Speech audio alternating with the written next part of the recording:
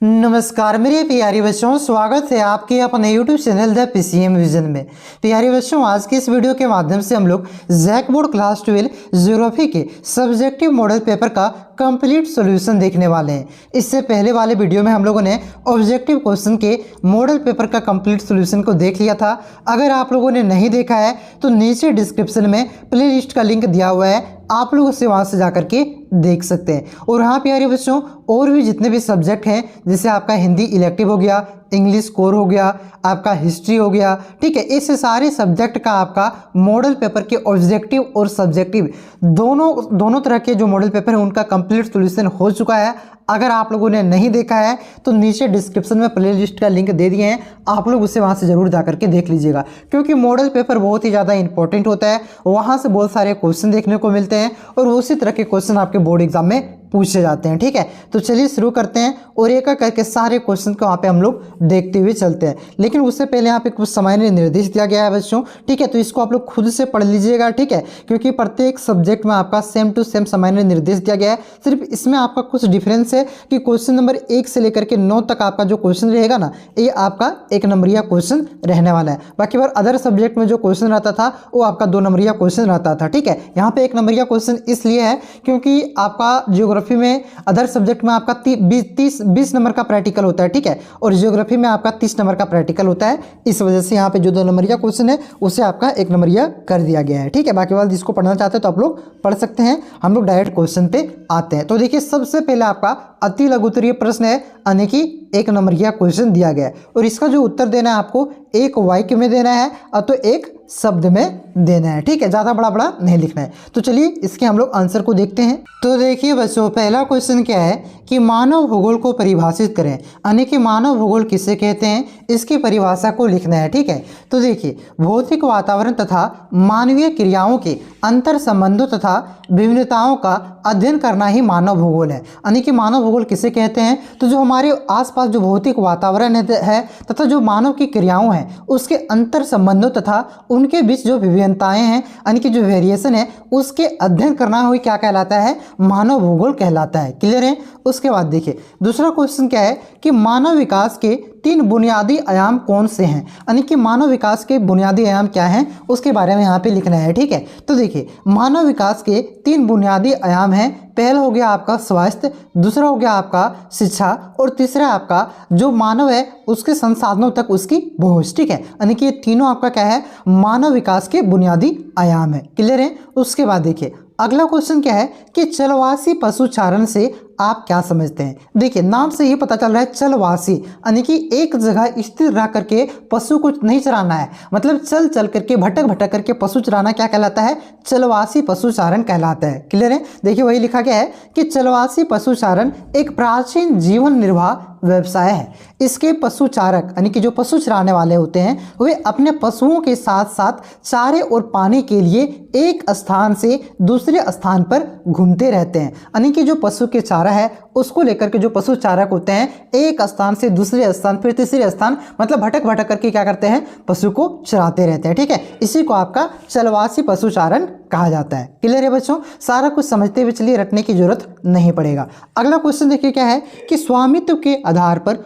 उद्योगों का वर्गीकरण कीजिए। तो देखिए, स्वामित्व के आधार पर उद्योगों का वर्गीकरण 3 प्रकार से किया जाता है। पहला हो गया आपका निजी क्षेत्र के उद्योग। निजी क्षेत्र का उद्योग मतलब क्या हुआ, इसका जो मालिक होता है कोई एक व्यक्ति होता है, खास व्यक्ति होता है, सरकार नहीं होता है। ठीक है। दूसरा हो गया आपका सार्वजनिक क्षेत्र के उद्योग। इसका जो मालिक होता है सार्वजनिक क्षेत्र के उद्योग का, ये आपका सरकार होता है। संयुक्त क्षेत्र के उद्योग, संयुक्त क्षेत्र का मतलब वो मिल करके, ठीक है, जिसमें आपका निजी क्षेत्र का भी आदमी जुड़ा होता है और सार्वजनिक क्षेत्र का भी व्यक्ति जुड़ा होता है। ठीक है, तो ये आपका स्वामित्व के आधार पर उद्योगों का 3 प्रकार से वर्गीकृत किया जाता है। क्लियर है। उसके बाद देखिए, अगला क्वेश्चन आपका कि तृतीय क्रियाकलापों से आप क्या समझते हैं। देखिए, प्राथमिक क्रिया, द्वितीय क्रिया, तृतीय क्रिया, ठीक है, इससे क्वेश्चन आएगा। और ऑब्जेक्टिव क्वेश्चन जब मैं आपको बता रहा था वहाँ पे सारा को क्लियर करके मैंने बताया था आपको। ठीक है, ऑब्जेक्टिव में भी देखने को मिलता है, आपका पूछ देता है, कोई भी उदाहरण दे दिया, बोलेगा कि मत्स्य पालन किसके अंतर्गत आएगा। ठीक है, तो ये प्राथमिक क्रिया के अंतर्गत आता है। मैंने आपको बताया हुआ था कि जो जमीन से जुड़ा हुआ कार्य हो, जैसे कृषि हो गया, मत्स्य पालन, पशुपालन, ये सब प्राथमिक क्रिया के अंतर्गत आता है। तो सारा कुछ वहाँ पे एग्जाम्पल दिए हुए हैं। ठीक है, देखिएगा जरूर आप लोग। देखिए तृतीय क्रियाकलाप किसे कहते हैं, इसको हम लोग अभी यहाँ पे समझते हैं। देखिए इस आर्थिक गतिविधि के अंतर्गत वस्तुओं का उत्पादन नहीं होता है, बल्कि अमूर्त सेवाएं का उत्पादन की जाती है। देखिए जो वस्तुओं का उत्पादन होता है यह आपका प्राथमिक और द्वितीय क्षेत्र में किया जाता है। द्वितीय क्षेत्र में वस्तुओं का विनिर्माण किया जाता है, लेकिन जो तृतीय क्षेत्र होता है ना, इसमें ना ही वस्तुओं का उत्पादन किया जाता है, ना ही इसमें वस्तुओं का विनिर्माण किया जाता है। इसमें जो वस्तुएं होती है इसे आपका अमूर्त सेवाएं प्रदान की जाती है। जैसे आपका बैंकिंग क्षेत्र में हो गया, ठीक है, जैसे आप गाड़ी चला रहे हैं तो कुछ वस्तु का उत्पादन थोड़े ना कर रहे हैं, आप सेवा दे रहे हैं, पढ़ा रहे हैं हम आपको, तो हम वहाँ पे आपको कोई वस्तु डिलीवर थोड़े ना कर रहे हैं, वस्तु का उत्पादन नहीं ना कर रहे हैं, हम आपको सेवा दे रहे हैं, ठीक है। तो जो सेवाएं प्रदान करने वाली क्रिया होती है ये आपका तृतीय क्रियाएं कहलाती है, ठीक है। तो वही लिखा हुआ है कि तृतीय क्रियाकलाप के अंतर्गत आपका व्यापार, वाणिज्य, परिवहन, संचार तथा विभिन्न व्यक्तिगत एवं व्यावसायिक सेवाएं से संबंधित गतिविधियों को सम्मिलित किया जाता है। क्लियर है। उसके बाद देखिए अगला क्वेश्चन क्या दिया गया है कि स्वेज नहर किन दो सागरों को जोड़ती है। तो बहुत ही आसान क्वेश्चन है, तो याद रखिएगा ये आपका भूमध्य सागर और लाल सागर को जोड़ता है। किसे किसे? भूमध्य सागर और लाल सागर को स्वेज नहर आपका जोड़ता है। अगला क्वेश्चन देखिए क्या दिया गया है कि जनसंख्या वृद्धि को परिभाषित करें, ठीक है। यानी कि जनसंख्या वृद्धि से आप क्या समझते हैं उसके बारे में यहाँ पे लिखना है, उसकी परिभाषा को लिखना है, ठीक है। तो देखिए दो निश्चित समय अवधियों के मध्य किसी क्षेत्र विशेष में रहने वाले लोगों की संख्या में होने वाले परिवर्तन को जनसंख्या वृद्धि कहते हैं। इसकी दर को प्रतिशत में अभिव्यक्त किया जाता है। मतलब कहने का मतलब ये हुआ कि कोई निश्चित समय अवधि में, मान के चलिए 2011 में जनगणना हुआ था, अब 2025 में आपकी जनगणना होने वाली है, ठीक है। पर 21 में नहीं हुआ था, प्रत्येक 10 साल में जनगणना होता था, लेकिन इस बार आपका 14 साल में होगा, ठीक है। तो ये जो अवधि हुआ 14 साल की, तो इस अवधि में कोई विशेष क्षेत्र में रहने वाले लोगों की जनसंख्या में जो वृद्धि होती है उसी को क्या कहते हैं? जनसंख्या वृद्धि कहलाता है। और इसको आपका प्रतिशत में अभिव्यक्त किया जाता है, यानी कि दिखाया जाता है। क्लियर है। उसके बाद देखिए अगला क्वेश्चन क्या है कि फसल सस्य गहनता से क्या तात्पर्य है। तो देखिए एक ही क्षेत्र में एक कृषि वर्ष में उगाई गई फसलों की संख्या को सस्य गहनता कहा जाता है। मतलब ये हुआ कि एक क्षेत्र में एक कृषि वर्ष में जो भी जितने भी प्रकार की फसल उगाई जाती है, ठीक है, उसकी संख्या को क्या कहते हैं? तो सस्य गहनता, तो सस्य गहनता कहा जाता है, ठीक है। इसे ज्ञात करने का सूत्र होता है फसल गहनता सकल बोया गया क्षेत्र इंटू 100 बटा निवल बोया गया क्षेत्र। क्लियर है। उसके बाद देखिए अगला क्वेश्चन क्या है कि भारत के पूर्वी तट पर स्थित किन्हीं 4 पत्तनों का नाम लिखें। पत्तनों का मतलब क्या होता है? सत्यानाश नहीं समझ लीजिएगा, ठीक है। पतन का मतलब होता है बंदरगाह। क्या होता है? बंदरगाह, ठीक है। तो ये हो गया। देखिए इस प्रकार से भारत का नीचे वाला मैप है, इधर कहते हैं पश्चिमी क्षेत्र और इधर कहते हैं पूर्वी क्षेत्र। तो ये जो क्षेत्र है ना भाई साहब, इसमें कौन कौन से बंदरगाह स्थित हैं उसके बारे में लिखना है, ठीक है। तो देखिए आपका तूतीकोरिन जो कि तमिलनाडु में स्थित है, उसके बाद हो गया एन्नूर, ये भी आपका तमिलनाडु में स्थित है, उसके बाद चेन्नई, ये भी तमिलनाडु में स्थित है, विशाखापट्टनम जो कि आपका आंध्र प्रदेश में स्थित है। तो 4 मैंने आपको यहाँ पे 4 बता दिया, ठीक है, 4 लिख सकते हैं। उसके बाद देखिए अगला क्वेश्चन क्या है बच्चों, बहुत ही वीवीआई क्वेश्चन है, कई बार बोर्ड एग्जाम में पूछा गया है और इस बार भी आने की प्रबल संभावना है। क्या है देखिए कि प्रवास के प्रतिकर्ष कारक और अपकर्ष कारक के कारक में अंतर स्पष्ट करें, ठीक है। तो देखिए पहले समझिए कि प्रवास किसे कहते हैं। तो एक स्थान से दूसरे स्थान कोई भी व्यक्ति जाकर के बसता है ना, तो उसे क्या कहते हैं? प्रवास कहते हैं, ठीक है। समझ में आ गया प्रवास किसे कहते हैं। तो ये जो प्रवास है ना 2 प्रकार का होता है। एक हो गया आपका प्रतिकर्ष कारक। प्रतिकर्ष कारक, ये प्रवास के मतलब 2 कारण होते हैं, एक होता है आपका प्रतिकर्ष कारक, एक होता है आपका अपकर्ष कारक। प्रतिकर्ष कारक का मतलब क्या होता है? बढ़िया कारण। देखिए हम यहाँ से यहाँ बस रहे हैं तो कोई 2 कारण होगा, बढ़िया कारण होगा तो खराब कारण होगा। तो जो बढ़िया कारण होता है ना उसे क्या कहते हैं? उसे आपका अपकर्ष कारक कहते हैं, ठीक है। उसे क्या कहते हैं भाई साहब? तो उसे आपका अपकर्ष कारक कहते हैं। और जो खराब कारण होता है उसी को आपका प्रतिकर्ष कारक कहते हैं। जैसे यहाँ पे पूरा बीमारी फैल गया, ठीक है, और हम बीमारी की वजह से भाग करके यहाँ पे आकर के बस गए दूसरे स्थान पे, एक स्थान से दूसरे स्थान में, तो इसको क्या कहेंगे? बीमारी की वजह से भाग रहे, यानी कि खराब कारण से, ठीक है, तो प्रतिकर्ष कारक कहेंगे। और मान के चलिए अब यहाँ पे हम क्यों बसने के लिए आ रहे हैं? मान के चलते हैं यहाँ शिक्षा की कमी थी, ठीक है, अब तो यहाँ पे रोजगार है, ठीक है। यहाँ पे रोजगार नहीं था, यहाँ पे रोजगार है। तो ये रोजगार के लिए जो हम लोग आ रहे हैं, रोजगार के खातिर दूसरा स्थान आ रहे हैं, तो ये क्या कहेंगे? इसे हम लोग क्या कहेंगे? इसे कहेंगे अपकर्ष कारक कहेंगे। जो बढ़िया काम रहेगा अपकर्ष, जो खराब रहेगा उसे प्रतिकर्ष, ठीक है। तो इसी का अंतर लिखना है। देखिए यहाँ पे इसको आप एक तरह से लिख सकते हैं प्रतिकर्ष कारक और दूसरी तरफ आपका अपकर्ष कारक। ठीक है, तो देखिए वही लिखा गया है कि प्रतिकूल परिस्थिति यानी कि खराब परिस्थिति में परेशान होकर जब लोग एक जगह से दूसरी जगह प्रवास करते हैं तो उसे क्या कहा जाता है, प्रतिकर्ष कारक कहते हैं। क्लियर है। जैसे आपका उदाहरण के लिए बेरोजगारी, रहन सहन की निम्न दशाएं, राजनीतिक उपद्रव, प्रतिकूल जलवायु, प्राकृतिक आपदाएं, महामारी, सामाजिक आर्थिक पिछड़ेपन जैसे कारक उद्गम स्थान को प्रतिकूल बनाते हैं। तो ये इसका एग्जाम्पल आप लोग याद रखिएगा, ये भी आपका ऑब्जेक्टिव क्वेश्चन में पूछेगा कि कौन प्रतिकर्ष कारक है, कौन आपका अपकर्ष कारक है। ठीक है, वही आपका अपकर्ष कारक किसे कहते हैं तो अभी बताएं कि अनुकूल अवसर यानी कि बढ़िया अवसर से आकर्षित होकर जब लोग एक जगह से दूसरी जगह प्रवास करते हैं तो उसे अपकर्ष कारक कहते हैं। ठीक है, उदाहरण के लिए जैसे काम के बेहतर अवसर, रहन सहन की अच्छी दशाएं, शांति एवं अस्थायित्व, जीवन और संपत्ति की सुरक्षा, अनुकूल जलवायु जिसके कारण गंतव्य स्थान को अधिक आकर्षित बनाते हैं। ठीक है, तो ये आपका अपकर्ष कारक और आपका प्रतिकर्ष कारक हो गया। ठीक है, उसके बाद देखिए अगला क्वेश्चन क्या है कि उच्च प्रौद्योगिकी उद्योग का वर्णन करें, यानी कि जो हाई टेक्नोलॉजी उद्योग होता है उसके बारे में यहाँ पे लिखना है। ठीक है, तो देखिए उच्च प्रौद्योगिक उद्योग निर्माण क्रियाओं में नवीनतम पीढ़ी यानी कि जो आपका नया पीढ़ी है, ठीक है, इसमें उन्नत वैज्ञानिक यानी कि जो आपका हाई टेक्नोलॉजी है, हाई साइंटिफिक है, ठीक है, और इंजीनियरिंग उत्पादकों का निर्माण गहन शोध तथा विकास के द्वारा किया जाता है।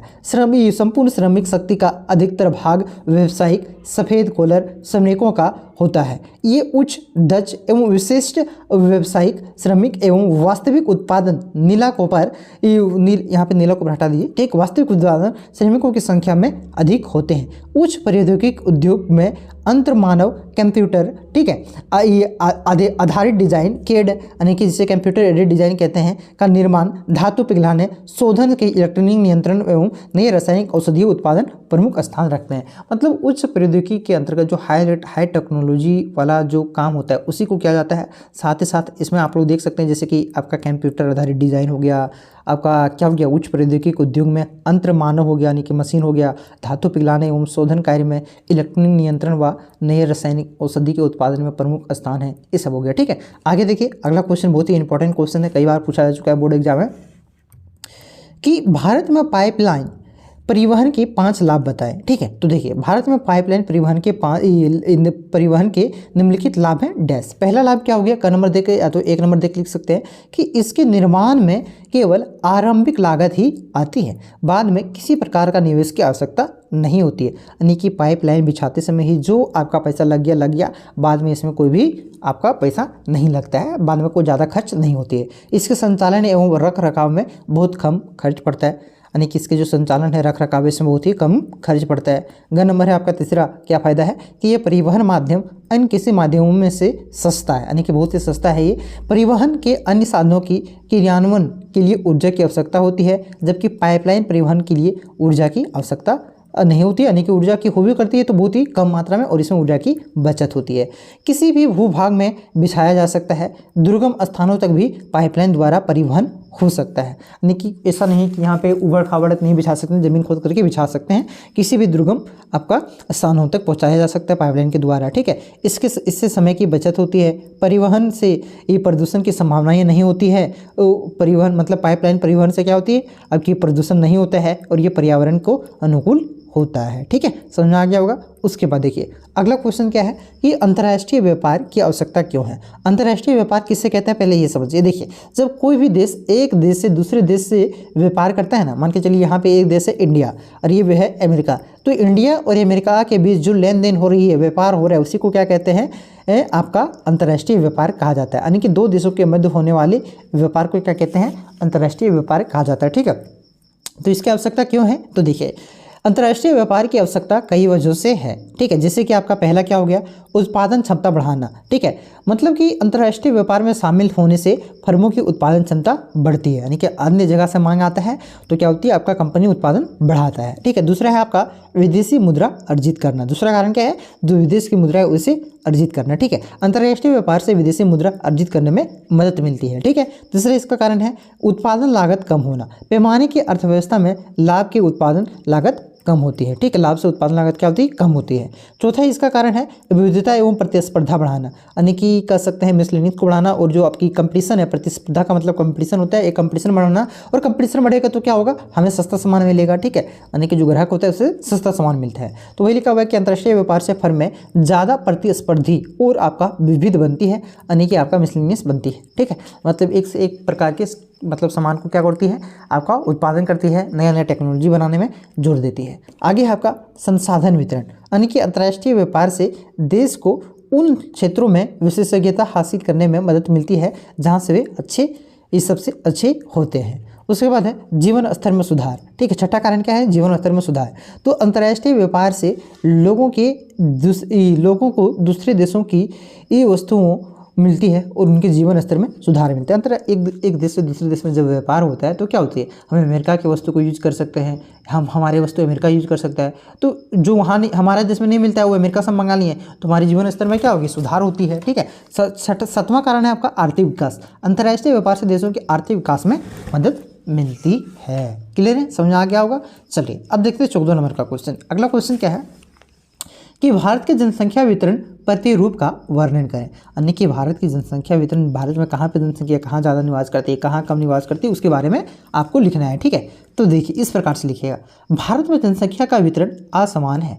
पर्वतीय भागों, वन क्षेत्रों और मरुस्थलीयों की अपेक्षा मैदानी भागों में अधिक जनसंख्या है। इस प्रकार नदियों में उपजाऊ मैदानों, समुद्री तटीय क्षेत्रों में जनसंख्या अधिक रहती है।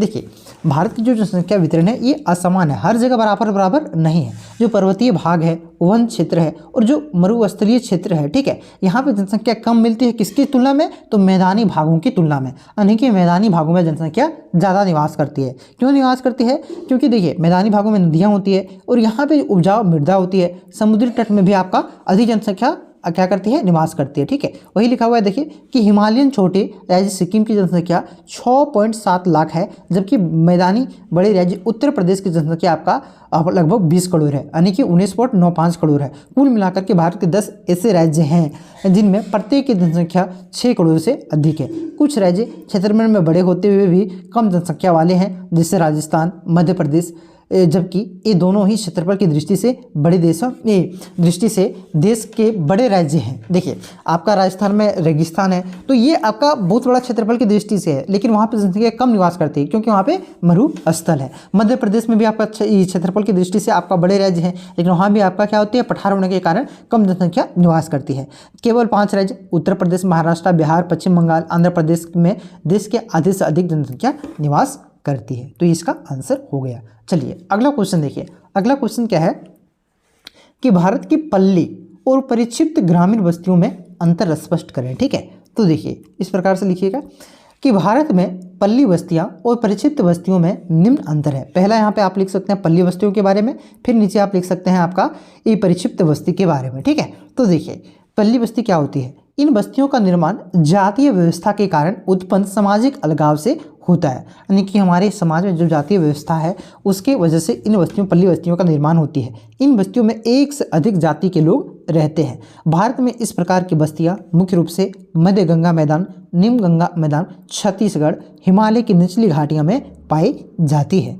इन बस्तियों में को स्थानीय स्तर पर पुरवा, पन्ना, पाडा, नाली, नगला व ढांगी आदि नाम से जाना जाता है। ये हो गया पल्ली बस्तियाँ। अब परिक्षिप्त बस्तियाँ जिसे आपका एकाकी बस्ती भी कहते हैं उसको समझिए। देखिए परिक्षिप्त बस्तियाँ सुदूर वन क्षेत्रों में अथवा छोटी पहाड़ियों के ढालों या चरगाहों में एकाकी रूप से दिखाई पड़ती हैं।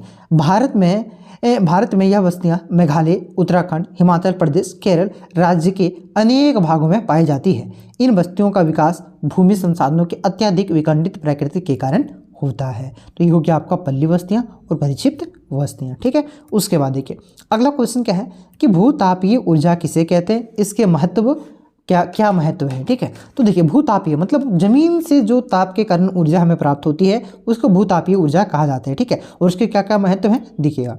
तो देखिए पहले देखिए इसकी परिभाषा। ठीक है, देखिए कि पृथ्वी के अंदर की गर्मी, यानी कि जमीन के अंदर की जो गर्मी है उसी को कहते हैं भूतापीय ऊर्जा कहते हैं। यह एक अच्छी ऊर्जा स्रोत है क्योंकि पृथ्वी के अंदर लगातार गर्मी पैदा होती रहती है। ठीक है, तो भूतापीय ऊर्जा के क्या क्या महत्व हैं आप देखिए यहाँ पे।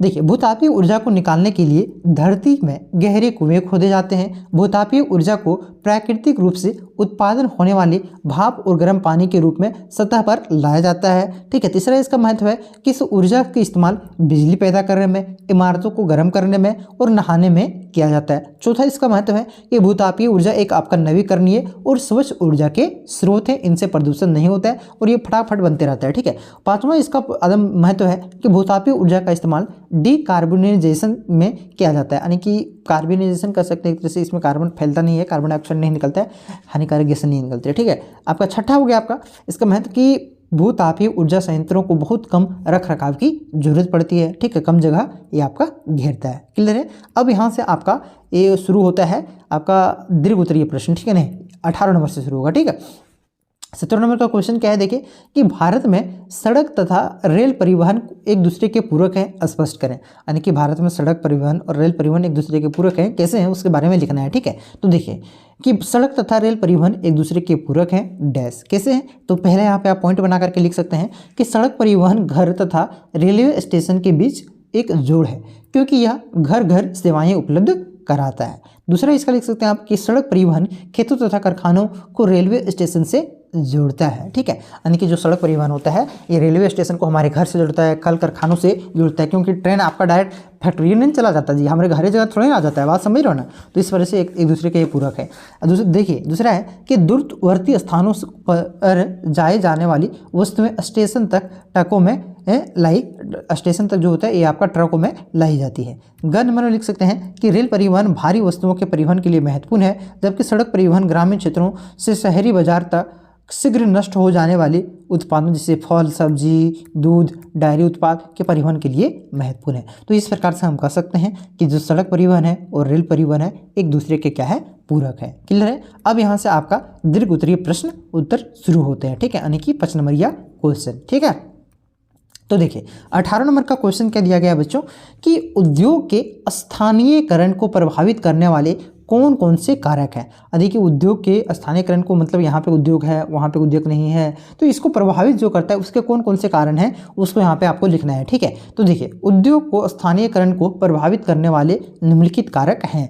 क्या क्या कारण हैं, तो पहला कारक हो गया आपका यहाँ पे कच्चे माल की निकटता। ठीक है, यहाँ पे कच्चे माल की निकटता लिख करके डैश दीजिएगा। ठीक है, तो देखिए निर्माण उद्योग की सबसे पहली आवश्यकता कच्चे माल की होती है, जिसका रूप और उपयोग बदल करके मूल्य वृद्धि की जाती है। अब अतः जहाँ पर कच्चे माल की निकटता होगी वही निर्माण उद्योग का स्थानीयकरण वहीं पर होगा। कहने का मतलब ये हुआ जहाँ पर कच्चे माल की उपलब्धता अधिक होती है वहीं पे फैक्ट्रियों का क्या होता है, आपका स्थानीयकरण होता है, वहीं पे फैक्ट्रियाँ ज़्यादा लगाई जाती है। तो कच्चे माल की निकटता ये भी आपका एक महत्वपूर्ण प्रभावित करने वाले कारक है। दूसरा है पूंजी की सुलभता। ठीक है, देखिए किसी भी उद्योग को चलाने के लिए पर्याप्त पूंजी की आवश्यकता होती है, अतः पूंजी की सुलभता विनिर्माण उद्योग का स्थानीयकरण में महत्वपूर्ण स्थान रखती है। मतलब जहाँ से पूंजी आसानी से मिलता है वहीं पे आपका उद्योग ज़्यादा लगाए जाते हैं। उसके बाद आपका शक्ति के साधनों की निकटता वर्तमान समय में देखिए। ठीक है, शक्ति के साधनों का निकटता का मतलब हुआ, पहले समझिएगा, शक्ति यानी कि पावर, जो आपका फैक्ट्री चलाने के लिए जो ऊर्जा चाहिए। ठीक है, तो ऊर्जा जहाँ से ज़्यादा निकट होगा ना वहीं पे फैक्ट्री लगेगा ना भाई। तो वही लिखा हुआ है कि देखिए वर्तमान समय में समस्त निर्माण उद्योग किसी न किसी शक्ति के संसाधन पर निर्भर रहते हैं, जैसे कोयला, खनिज तेल, प्राकृतिक गैस, जल विद्युत आदि शक्ति के साधन है, क्योंकि बिना बिजली के कोई भी उपयोग को नहीं संचालित किया जा सकता है। अतः शक्ति के साधनों की निकटता आवश्यक है। ठीक है, उसके बाद देखिए आपका यहाँ पे चौथा पॉइंट लिख सकते हैं परिवहन के साधनों की सुविधा। ठीक है, यानी कि गाड़ी घोड़ा वहाँ पे चलना चाहिए, परिवहन माल को एक जगह से दूसरे स्थान वहाँ पे ले जाने के लिए सुविधा होनी चाहिए। ठीक है, तो वहीं पे ज़्यादा क्या होगी, आपका फैक्ट्रियाँ लगने वाली है। वही लिखा हुआ है कि देखिए कच्चे माल को फैक्ट्री तक लाने के लिए और निर्मित माल को बाजार तक पहुँचाने के लिए सस्ता एवं गतिमान परिवहन औद्योगिक विकास के लिए आवश्यक है। अतः वर्तमान समय में उद्योगों के स्थानीयकरण में परिवहन और के साधने का सुविधा जैसे रेल, सड़क, हवाई मार्ग का जुड़ा होना आवश्यक है। ठीक है, उसके बाद यहाँ पे देख सकते हैं आप लोग आपका 5वां है, यानी कि 1 नंबर यहाँ पे दे करके लिया तो 5वां नंबर दे करके लिख सकते हैं आप लोग बाजार की निकटता। मतलब जहाँ ज़्यादा बाजार जहाँ से बाजार निकट होगा वहीं पे फैक्ट्रियाँ लगाई जाती है। ठीक है, तो ये लिखा गया है कि बाजार से निकटता वाले औद्योगिक क्षेत्रों में उत्पादित वस्तुओं की खपत अधिक होती है, क्योंकि वैसे क्षेत्रों में अधिक संख्या में उपभोक्ता आसानी से उपलब्ध होते हैं। अतः निर्मित वस्तुओं की खपत के लिए बाजार की निकटता यानी कि भीड़ में बाजार होना आवश्यक है। ठीक है, उसके बाद है आपका अनुकूल जलवायु, यानी कि जलवायु वहाँ पे अच्छी होनी चाहिए, बाढ़ नहीं आना चाहिए, भूकंप नहीं आना चाहिए, मौसम खराब नहीं होना चाहिए। इस जगह पे लोग ज़्यादा फैक्ट्री लगाना पसंद करते हैं। ठीक है, तो ये लिखा हुआ है अनुकूल जलवायु। देखिए, किसी भी उद्योग की स्थापना के लिए अनुकूल जलवायु का होना एक महत्वपूर्ण कारक है। ठीक है, अतः उद्योगों ऐसे स्थानों पर स्थापित किए जाते हैं जहां जलवायु स्वास्थ्यप्रद हो। किसी उद्योग की विशेष जलवायु की आवश्यकता होती है, जैसे सूती उद्योग के लिए आर्द्र जलवायु, क्योंकि इस जलवायु में धागा महीन हो तथा कम टूटता है। अतः सूती वस्त्र उद्योग के लिए आर्द्र जलवायु में ही स्थापित किया जा सकता है, यानी कि उसके फैक्ट्री के अनुसार। मान के चलिए सूती वस्त्र का उद्योग कर रहे हैं तो इसके लिए अनुकूल जलवायु होता है आर्द्र जलवायु। तो वहाँ पे मतलब ज़्यादा धूप नहीं होना चाहिए, पानी हल्का हल्का नमी रहना चाहिए मौसम में। ठीक है, तो जहाँ पे जिस उत्पाद या चीज़ का हम लोग उत्पादन करें, जिस वस्तु का उत्पादन करें, उसके अनुसार जो आपका अनुकूल जलवायु होती है वहीं पर फैक्ट्रियों को लगाया जाता है। ठीक है, क्लियर है। उसके बाद देखिए 19 नंबर का क्वेश्चन क्या है, देखिएगा। ठीक है, क्वेश्चन क्या है कि आप उदारीकरण, निजीकरण तथा वैश्वीकरण से क्या समझते हैं? इन्होंने भारत के औद्योगिक विकास के में किस प्रकार योगदान दिया? ठीक है, देखिए, एक होता है उदारीकरण, जिसे इंग्लिश में क्या कहते हैं, एलपीजी कहते हैं, मतलब लिबरलाइजेशन कहते हैं। ठीक है, निजीकरण जिसे प्राइवेटाइजेशन कहते हैं, और वैश्वीकरण जिसे क्या कहते हैं, ग्लोबलाइजेशन करें। एलपीजी को कब लाया गया था? तो 1991 में लाया था। ठीक है, और जो इस समय के वित्त मंत्री थे, जिसका हाल ही में निधन हुआ है, कौन थे उस समय के वित्त मंत्री? तो डॉक्टर मनमोहन सिंह। ठीक है, इन्होंने ही लाया था। ठीक है, देखिए यहाँ पे समझिएगा, भारत में औद्योगिक नीति की घोषणा 1991 में की गई। इस नीति के 3 प्रमुख उद्देश्य हैं। क्या क्या उद्देश्य हैं?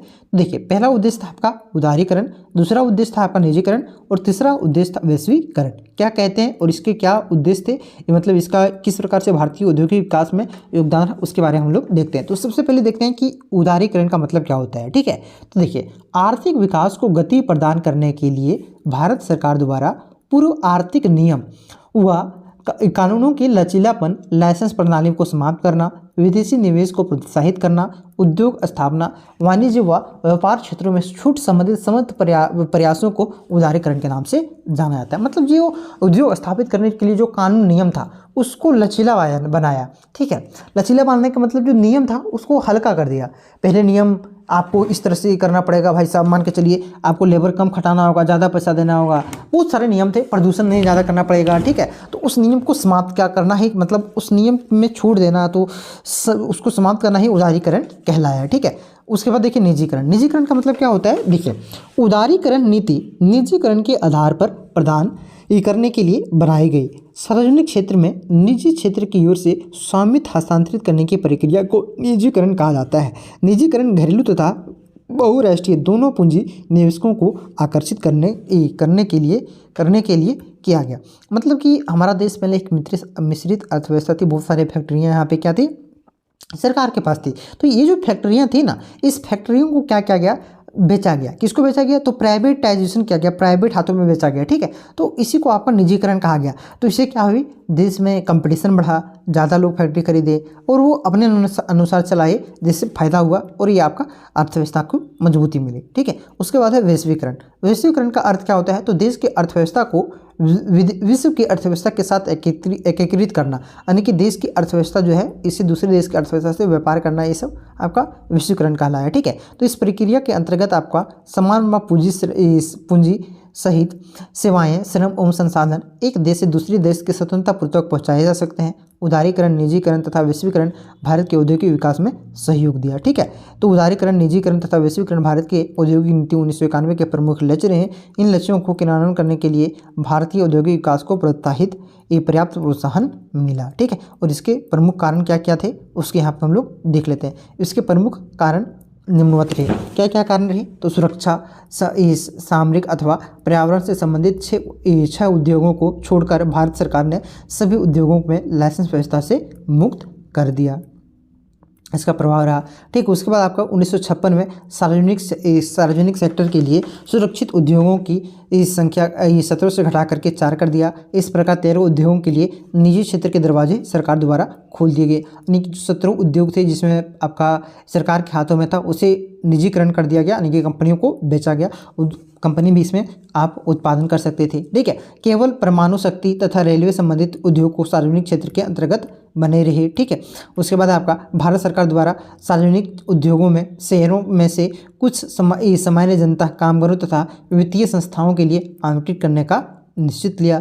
ठीक है, उसके बाद आपका किसी भी उद्योग में पूंजी निवेश की सीमा को समाप्त कर दिया गया कि आप इतना ही पूंजी से निवेश करके क्या कर सकते हैं, उद्योग कर सकते हैं। अब उससे समाप्त करके आप जितना चाहे उतना पूंजी से क्या कर सकते हैं, अपने उद्योग को बढ़ावा दे सकते हैं। ठीक है, इसको समाप्त कर दिया गया। ठीक है, उसके बाद आपका लाइसेंस और पूर्व अनुमोदित व्यवस्था को भी समाप्त कर दिया गया। ठीक है, तो ये आप लोग यहाँ पे 3 पॉइंट और है, इसको आप लोग पढ़ना चाहते हैं तो पढ़ लेंगे। बाकी बाद आप जो मैंने आपको 4 पॉइंट बताया उतना, और जो ऊपर तीनों की परिभाषा, वैश्वीकरण, ये प्राइवेटाइजेशन जिसे निजीकरण कहते हैं, फिर आपका लिबरलाइजेशन। ठीक है, इस सब की परिभाषा आप लोग लिख दीजिएगा। जिसे लिबरलाइजेशन को क्या कहते हैं, तो लिबरलाइजेशन को कहा जाता है आपका उदारीकरण। ठीक है, तो इसको आप लोग लिख सकते हैं। ठीक है, तो 3 पॉइंट इसे भी आप लोग लिख सकते हैं। देखिए स्क्रीनशॉट ले लीजिए, बाकी बाद इसका PDF मैं आपको दे दूंगा। ठीक है, उसके बाद आपका अगला क्वेश्चन है 20 नंबर का कि भू निम्नीकरण को कम करने के उपाय सुझाएं। ठीक है, तो देखिए भू निम्नीकरण की समस्याओं को निम्नलिखित तरीके से सुलझाया जा सकता है,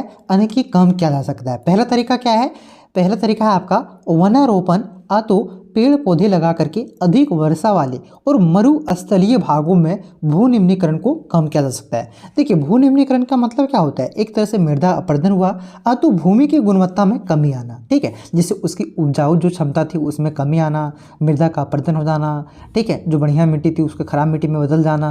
ठीक है, इसी को भू निम्नीकरण कहा जाता है। तो भूमि मतलब जो मृदा अपरदन भी इसका एक पार्ट है। तो जहाँ पे आपका अधिक वर्षा से मृदा अपरदन हो जाता है, तो जो मरुस्थलीय क्षेत्र है, ठीक है, तो इन भागों के निम्नीकरण, यानी कि इन भूमि के निम्नीकरण को रोकने के लिए हम लोग क्या कर सकते हैं, पेड़ लगा सकते हैं, वन का रोपण कर सकते हैं। पहला उपाय हुआ।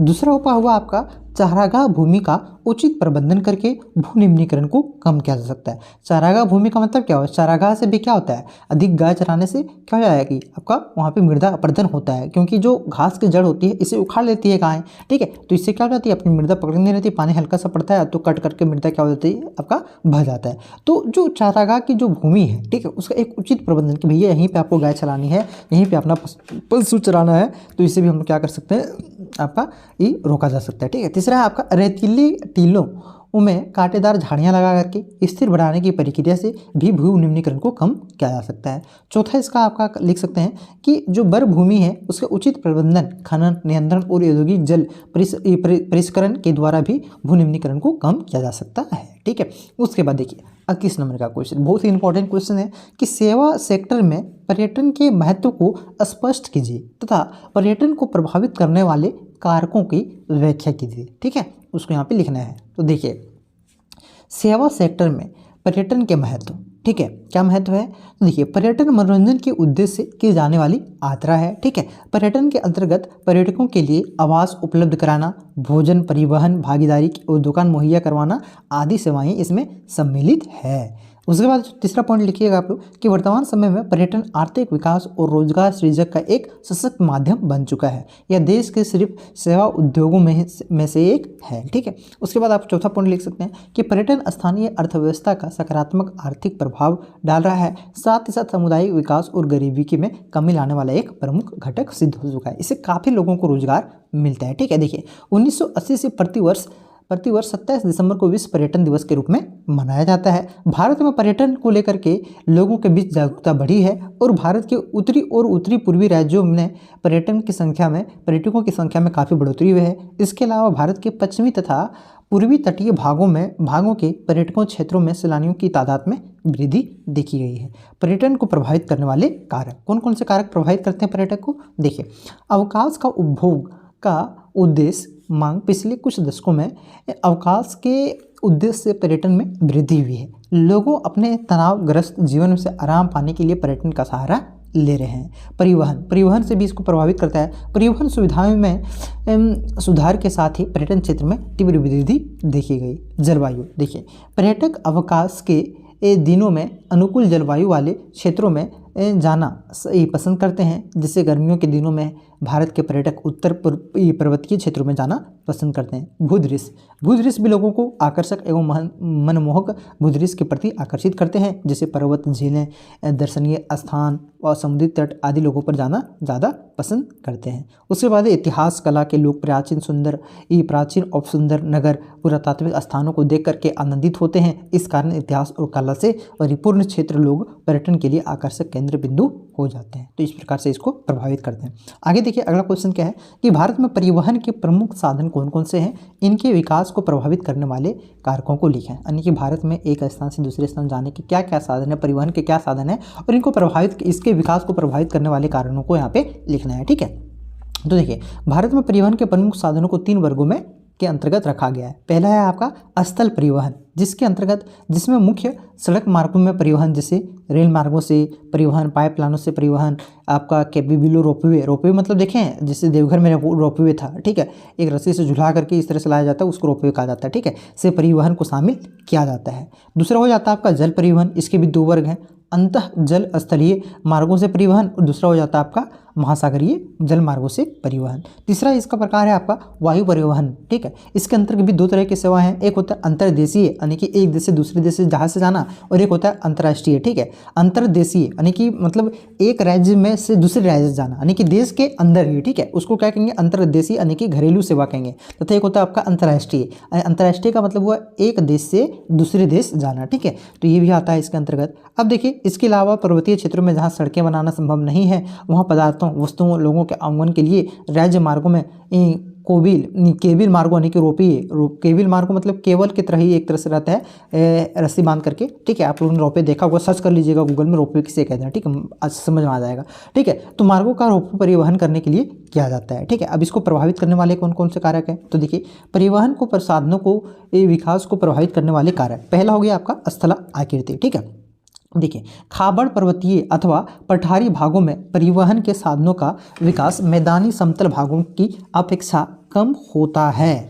इसका प्रत्यक्ष उदाहरण भारत के मैदानी भागों में सड़क व रेलवे मार्गों की जाल दुनिया के सबसे सघन जालों में से एक है, जबकि हिमालय पर्वतीय भूभागों पठारी प्रायद्वीपीय पठार के अंतर्गत यह बहुत ही कम है। ठीक है, स्थलाकृति भी प्रभावित करता है। दूसरा आपका विषम जलवायु यानी कि क्षेत्रों में जलवायु की विषम या मानवीय क्रियाओं के प्रतिकूल है, वहाँ जनसंख्या का घनत्व व वितरण कम है, इसलिए वहाँ परिवहन के साधनों का भी कम होता है। ठीक है, तीसरा है आपका संसाधनों की उपलब्धता यानी कि जहाँ पे संसाधन अधिक होते हैं वहाँ पे आपका आर्थिक क्रिया स्वतः ही ज़्यादा होता है और औद्योगिक विकास से जनसंख्या घनत्व को प्रभावित किया जाता है, जिसके कारण आपका वहाँ के परिवहन साधनों में भी तेजी से संसाधनों में प्रचुरता होती है। वहाँ अनेक आर्थिक क्रियाओं का विकास स्वतः ही हो जाता है औद्योगिक के विकास के जनसंख्या घनत्व को प्रभावित करने के लिए, जिसके कारण वहाँ परिवहन साधनों में भी तेजी से विकास हुआ है। ठीक है, उसके बाद चौथा आपका सरकारी नीतियाँ भी किसी देश के विकास को प्रभावित करती है। औद्योगिक संकुल के विकास से जनसंख्या आकर्षित होती है तथा उन्हें गति देने के लिए परिवहन के विभिन्न साधनों में विकास किया जाता है। तो ये सब आपका क्या हो गया, प्रभावित करने वाले कारक हो गए। अब यहाँ पे 23 नंबर का क्वेश्चन था कि दिए गए विश्व के चित्र पर आपका क्या करना है, निम्नलिखित जगहों को दर्शाना है। कौन कौन सी जगह को दर्शाना है, चले देखिए। तो देखिए क्या क्या दर्शाना था, पहला था आपका सुएज नहर, दूसरा था श्रीलंका, और तीसरा था आपका न्यूजीलैंड, और चौथा था आपका बंगाल की खाड़ी, और पांचवा था आपका ग्रीनलैंड। ठीक है, तो सबसे पहले क्या दर्शाना था, सुएज नहर। तो देखिए ये है आपका वर्ल्ड मैप। सुएज नहर अभी आपको मैंने बताया कि भूमध्य सागर को लाल सागर से जोड़ता है। ठीक है, तो यहाँ पे जो एक पतला रास्ता गया है, ठीक है, यहाँ पे इस तरह से एक रास्ता गया है, यहाँ पे एक नहर है, उसी को क्या कहा जाता है, सुएज नहर। तो यहाँ से आप लोग क्या कीजिएगा, इस तरह एग्जाम में आए तो इसको इस तरह से एक डंटे कीजिएगा और यहाँ पे आप लोग ये लिख दीजिएगा और ये लिख करके लिख दीजिएगा, ये आपका क्या हो जाएगा, इस तरह से सुएज नहर लिख दीजिएगा। ठीक है, दूसरा क्या था, श्रीलंका था। तो देखिए भारत के नीचे ही श्रीलंका है। ठीक है, देखिए ये है हमारा प्यारा सा भारत। ठीक है, और इसके नीचे ये छोटा सा देश दिख रहा है, यही क्या है आपका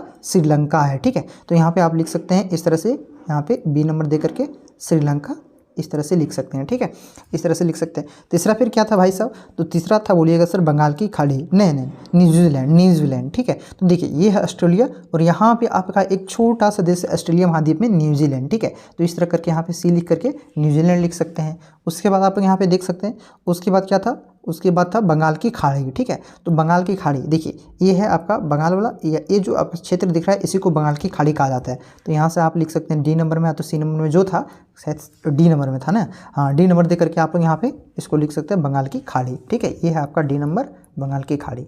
उसके बाद देखिए उसके बाद क्या था, उसके बाद था ग्रीनलैंड। तो ग्रीनलैंड आपका सबसे बड़ा महाद्वीप आपका कह सकते हैं टापू टाइप का है। तो ये जो आप लोग देख रहे हैं इसी को ग्रीनलैंड कहा जाता है, ठीक है। आइसलैंड, ग्रीनलैंड, ठीक है। तो इसको तो ये वाला भी दर्शा सकते हैं, तो ये वाला दर्शा सकते हैं। ये भी आइसलैंड आपका ग्रीनलैंड के अंतर्गत ही आता है, ठीक है। तो ये यहाँ पे आप लोग ई नंबर लिख करके क्या कर सकते हैं, ग्रीनलैंड यहाँ पे लिख सकते हैं, दर्शा सकते हैं, ठीक है। तो ये आपका ग्रीनलैंड हो गया। तो इसको आप लोग जो बताएं वीडियो को पीछे कीजिए, नोट डाउन कर लीजिए, इसको आप लोग देख लीजिए, ठीक है। तो चलिए यही था क्वेश्चन 5 नंबर। आप लोग आसानी से मैप वाला क्वेश्चन को उठा सकते हैं, और भी क्वेश्चन मैं आपको करवा दूंगा। चलिए मिलते हैं नेक्स्ट वीडियो में, तब तक के लिए जय हिंद, जय भारत, जोहार झारखंड।